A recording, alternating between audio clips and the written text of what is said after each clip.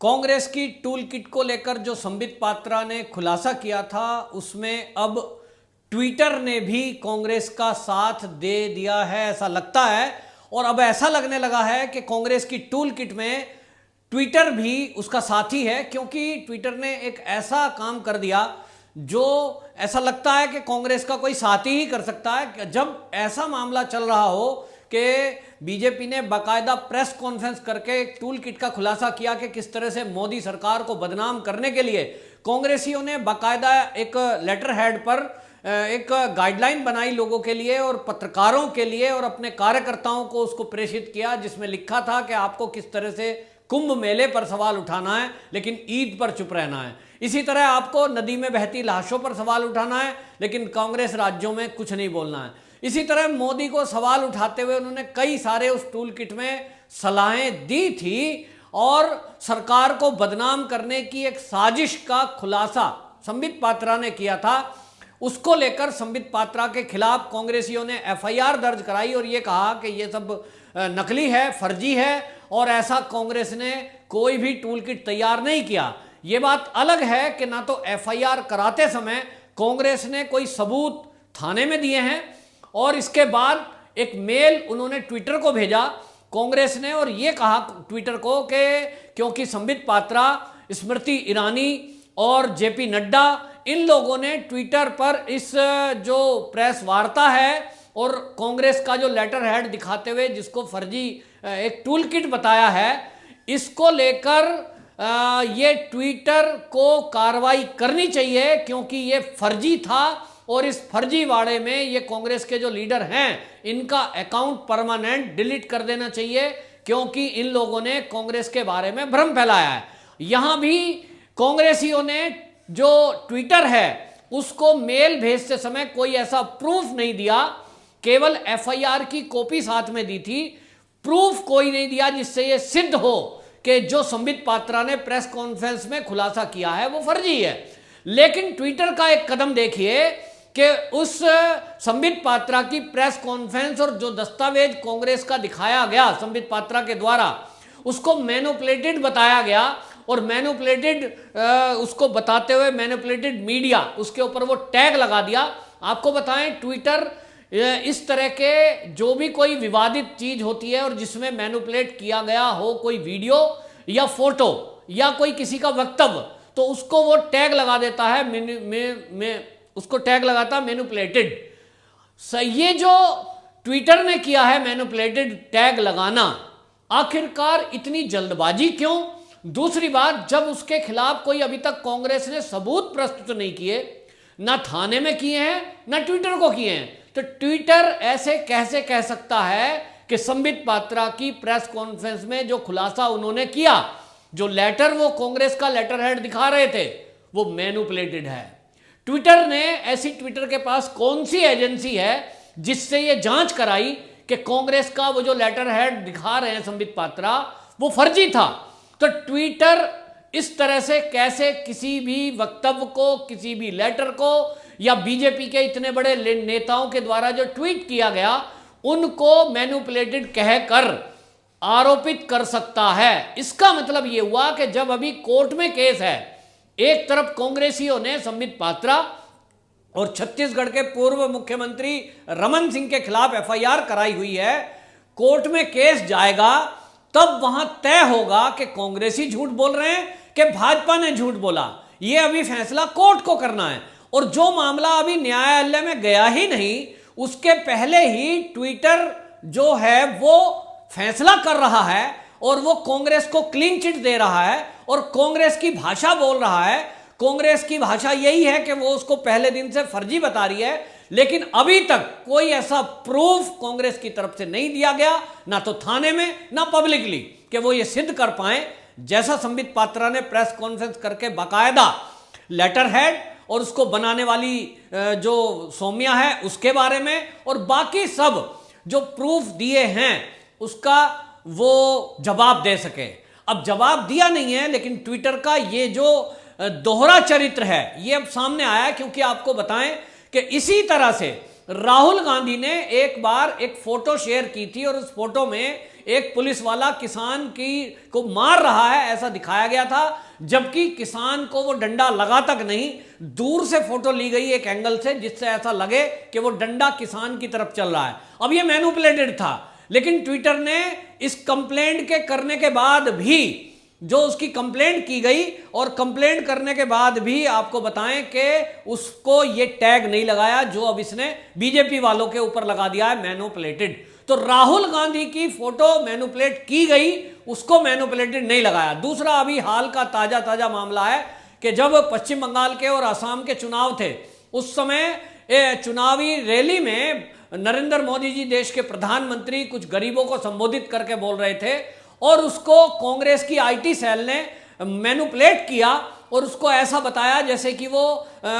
गरीबों को परेशान करने की और गरीबों को गरीब रखने के लिए कुछ कह रहे हैं। वो मैनिपुलेटेड था। उसमें आपको बताएं, रोहन गुप्ता जो है उसने ये वीडियो को एडिट किया था, जो कांग्रेसी आईटी सेल का है, लेकिन इसको भी कंप्लेंट करने के बावजूद ये ट्विटर ने मैनिपुलेट का टैग नहीं लगाया। इसी तरह आपको बताएं, जो उमर खालिद दिल्ली के दंगों में जेएनयू का छात्र, जो वो उसके लिए दोषी भी है, जेल में बंद है, उसको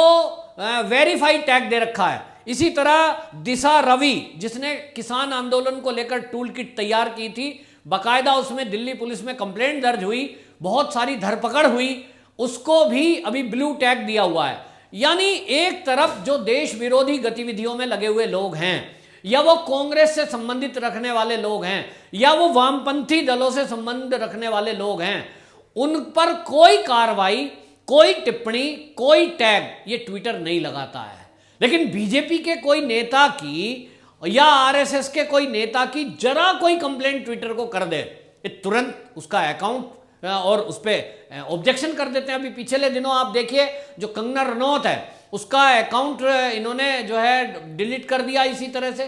कि भाई आपने जो है कोई वीडियो इस तरह की बातें क्यों की। देश हित की कोई बात करे तो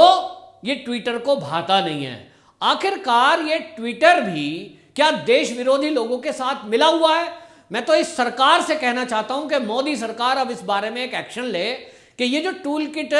बन रही हैं, इन टूल किट पे भी वैसे तो कुछ होता नहीं है। कंप्लेंट कांग्रेसियों ने की है, कंप्लेंट तो बीजेपी की तरफ से होनी चाहिए और अब तक तो गिरफ्तारी भी हो जानी चाहिए थी जिन लोगों ने सरकार को बदनाम करने की कोशिश की। आखिरकार कोई भी व्यक्ति इस तरह की साजिश कैसे कर सकता है? और ये साजिश अगर किसी ने की है, इसको सिद्ध करो और इसके लिए एफआईआर करो, इसकी तुरंत जांच बिठाओ। और अगर ये सिद्ध हो जाए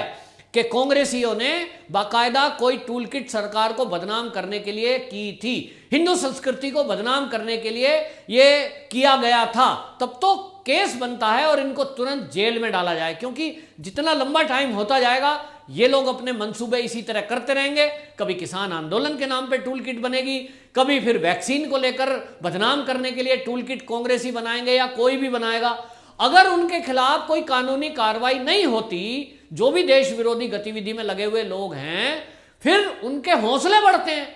और इसी तरह ये जो ट्विटर है, ये जिसकी मर्जी आए उसका ट्विटर सस्पेंड कर देगा, कभी टेम्परेरी कर देगा, कभी परमानेंट कर देगा। ये जो विदेशों में बैठे हुए लोग हैं, जो ये इस तरह की ये सोशल मीडिया का प्लेटफॉर्म चलाते हैं, चाहे वो फेसबुक हो चाहे वो ट्विटर हो, आप देखेंगे जब चाहे जिसको चाहे ये सजा दे दें, जिसको चाहे ये क्लीन चिट दे दें। आखिरकार भारत के मामले में इस टूल किट को मतलब इस ट्विटर को बोलने का हक किसने दिया? जो मामला कोर्ट में अभी जाना है, जो मामला पुलिस के पास इन्वेस्टिगेशन के लिए अभी है, उसके मामले में दोनों तरफ से एफआईआर हुई है। बीजेपी ने भी एफआईआर की है, कांग्रेस ने भी की है। अब इस मामले में यदि जांच होनी है तो आप पुलिस की जांच के पहले, कोर्ट के ट्रायल के पहले, अगर ट्विटर उसको कहेगा साहब मैनिपुलेटेड है, तो ये तो आप देखिए कांग्रेस का उसने सीधा सीधा पक्ष ले लिया। अब कांग्रेसी लोग कोर्ट में कांग्रेस के वकील बाकायदा दिखाएंगे कि साहब एक एजेंसी है, उसने पहले ही जांच करके और ये बता दिया है कि बीजेपी के नेताओं ने मैनिपुलेट किया है। किस आधार पर? क्या ट्विटर के पास कोई ऐसी जांच एजेंसी है सीबीआई से भी बड़ी कि उसने तुरंत फुरत में, इधर मेल आया कांग्रेस का, इधर इसने जांच बिठा दी और उसने जांच कर भी ली? ऐसा कैसे होता है? कांग्रेस ने ऐसा मेल में क्या भेजा क्या सबूत ट्विटर ने प्रस्तुत किए, यह भी एक बड़ा सवाल है। और अब मैं बताऊं, जब बीजेपी के नेता कोई कंप्लेंट कर रहे हैं कांग्रेसियों की इस टूल किट को लेकर, ट्विटर को भी पार्टी बनाया जाए और ट्विटर को भी अब पार्टी बनाकर यह पूछा जाए बाकायदा और इसको भी कोर्ट में घसीटा जाए कि आप ये बताइए कि जब मामला अभी कोर्ट में जाना है उसके पहले आप कैसे किसी मामले में निर्णय दे सकते हैं। इस तरह तो आप अपराध करने वालों का साथ दे रहे हैं। कोई अपराधी अपराध कर रहा है, कोई फ्रॉड कर रहा है और आप उसको क्लीन चिट दे रहे हो, बाकायदा खुलासा जो कर रहे हैं उन्हीं लोगों को कटघरे में खड़ा कर रहे हो, उन्हीं लोगों के खिलाफ कार्रवाई करने वालों का साथ दे रहे हो। तो ये ट्विटर का जो रवैया है, ये जो दोगला रवैया है, ये बहुत ही भयंकर है और ये साजिश की तरफ इशारा करता है। जिस तरह से कंगना रनौत के खिलाफ ट्विटर ने कार्रवाई की और जिस तरह से ये देशभक्त लोगों के खिलाफ कार्रवाई करता है, ये बहुत ही एक भयानक साजिश की तरफ इशारा करता है। अगर सोशल मीडिया प्लेटफॉर्म देश के दुश्मनों के साथ मिलकर देश विरोधी गतिविधियों में इस तरह से देश विरोधी लोगों का साथ देंगे तो ये बराबर के जिम्मेदार हैं। और आपको बताएं, इसकी जिम्मेदारी तय होनी चाहिए, न्यायपालिका को भी इसमें संज्ञान लेना चाहिए कि इस तरह से फेसबुक, ट्विटर जैसे जो फेमस प्लेटफॉर्म हैं, यदि वो देश के दुश्मनों के खिलाफ कोई साजिश में शामिल हैं, उनको भी सजा मिलनी जरूरी है। और क्यों ना इस भारत में इस ट्विटर जैसे प्लेटफॉर्म को बैन कर देना चाहिए। हमारे भारत का एक ऐप बन चुका है और उस पर बहुत सारे लोग हैं भी, लेकिन जब तक ट्विटर रहेगा ये कू का मामला ऐसे ही रहेगा। भारतीय है लेकिन कू को जब तक कोई यूज नहीं कर रहे, मैं किसी का यहां पर प्रचार नहीं कर रहा हूं, लेकिन केवल एक बात है कि विदेशों में बैठे हुए कोई लोग और हमारे देश के खिलाफ साजिश करने वालों के साथ यदि मिल गए हैं और इसकी बहुत भयंकर नतीजे हो सकते हैं, तो ये इसके खिलाफ भी जहां एक तरफ इस टूल किट की जांच जो पुलिस दल करे या जो भी जांच एजेंसी करे, इसमें ये ट्विटर के खिलाफ भी जांच होनी चाहिए और कोर्ट में ये मुद्दा भी उठना चाहिए कि जब कंगना रनौत का आप अकाउंट जो है आप डिलीट कर सकते हैं, उसको सस्पेंड कर सकते हैं, तब आप उमर खालिद का अकाउंट क्यों रखे हुए हैं, दिशा रवि का क्यों रखे हुए हैं, इन जैसे जो आतंकी गतिविधियों में लिप्त लोग हैं, देश विरोधी गतिविधि में जेल में बंद है, उन लोगों का अकाउंट में आपने ब्लू जो टिक है वो क्यों दिया हुआ है, वेरीफाइड उनको क्यों किया हुआ है, यह भी एक बड़ा सवाल है। वंदे मातरम।